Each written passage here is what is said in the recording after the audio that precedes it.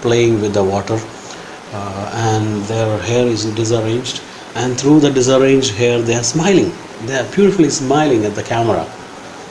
All three stood still. They are standing still just for a moment, and they were posing for the camera through their hair at the angle with the camera.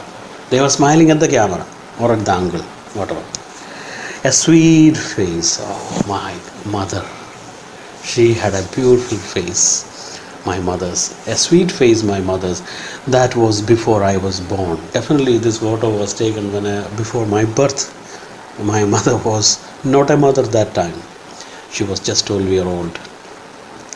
And the sea in the photo, three people are standing and smiling at the camera, but there is also the vast big sea and its waves, which seems to be permanent. All right. And the sea which appears to have changed less. The same sea I can go and see now also. No change. Only the sea has not changed. Only the life and its forces have not changed. Only the people have changed. And the sea, which appears to have changed less, washed the terribly transient feet. In the photo, if you closely look at their feet is being continually washed by the waves of that unchanging sea. Their feet may be transient, not lasting forever, impermanent. Their feet was just there on the beach for the time being. Then the feet disappeared altogether. Where are their feet? Nobody knows. But the sea is there. The sea waves are washing their terribly transient feet. Their feet were very transient. So that moment when their feet were washed by the waves, that moment was captured by the camera. Some 20-30 years later, she would laugh at the snapshot. Now the imaginative mind of the poet thinks of a possible future time for that 12-year-old girl.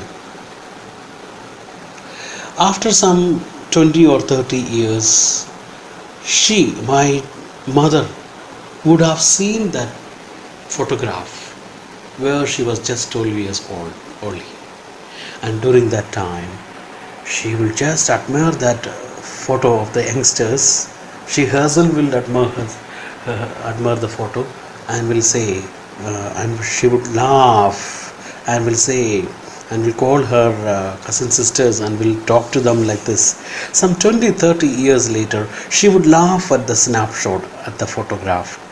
See, Betty and Dolly, Betty, come, let us see this photo. And she would say, look how they dressed us for the beach. How our elders, our parents dressed us up for that occasion, for that holiday picnic. How beautifully we are dressed in this photo, she will say after some 20-30 years. The sea holiday was her past.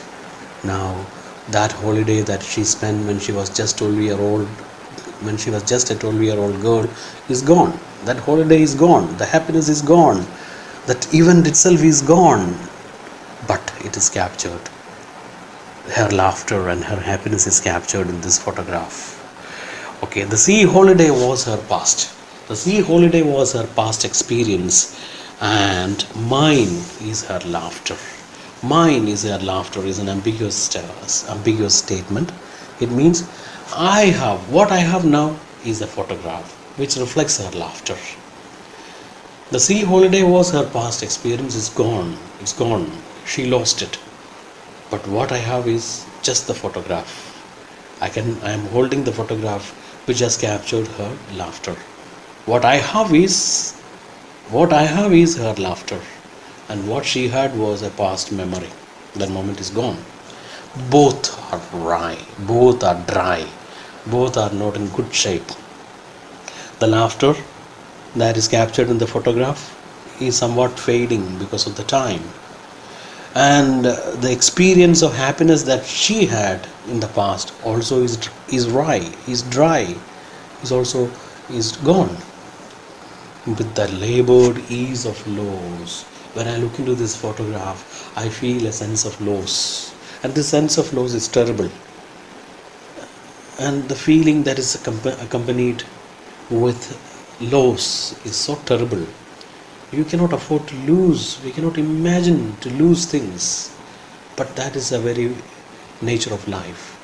Every moment we are losing. Every moment passed by makes us lose that moment. Makes us lose many feelings also. Okay, with labored ease of loss, time has passed with great effort. Lots of days are packed into years and months, and there is an element of labor.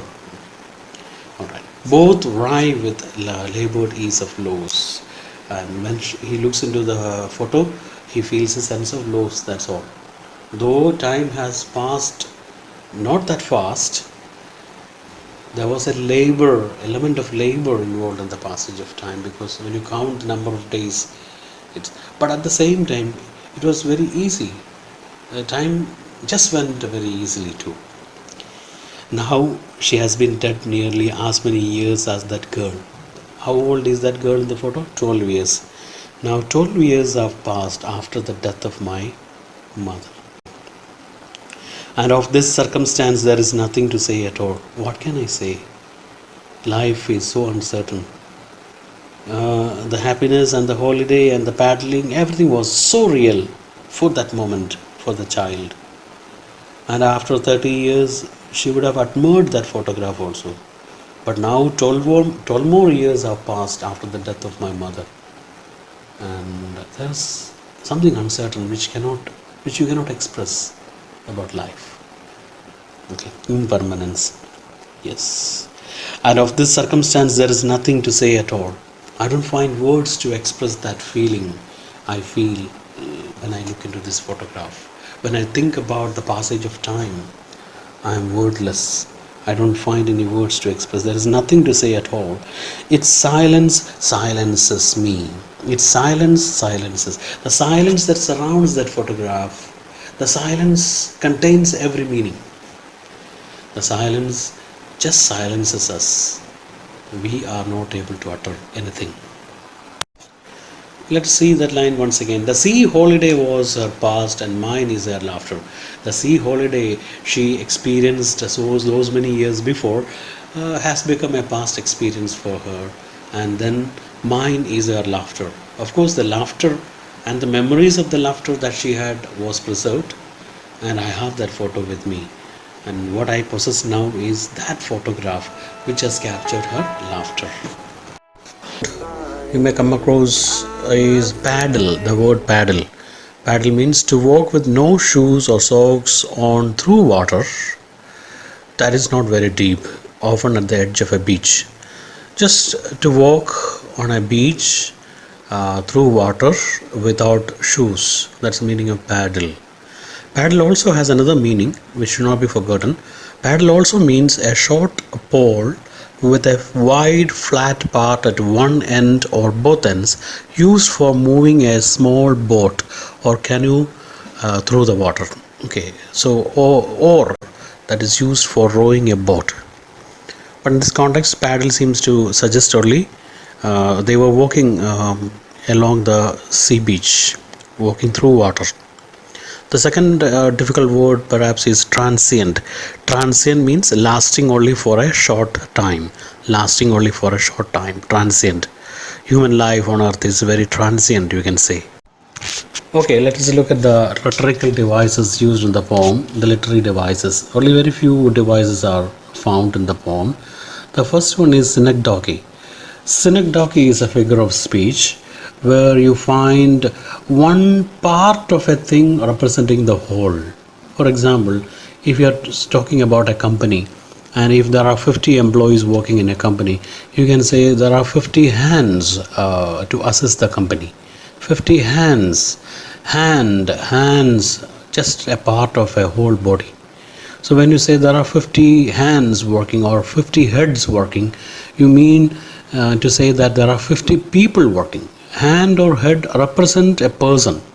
Synecdoche is such a figure of speech. Here in this poem we find feet, the word feet used. Transient feet of the three girls. Actually by feet the poet means the whole person. Okay, 2 feet representing one person. So the transient feet here represents transient people, people who are not living forever, human beings who are having a transient life. So that is the first figure of speech, synecdoche, that is used in the poem. And again, the next figure is personification. Personification is again a special device where you find human qualities are attributed to non-human things. Okay, human qualities are attributed in personification. Person's qualities are given to non-living thing. Okay, in this poem you find in the last line the poet speaking about silence. Silence is, you know what silence is. Silence is not a living thing. So, but the poet attributes the quality of a human. Uh, One of the qualities of human being is to make others stop others from speaking. Okay, so silence silences. It means the silence is having a human quality to stop others from speaking. So this is the next figure of speech that you find in the poem. Our best days passes by, and most long for a place that they never find. I'm afraid I wake up when I die.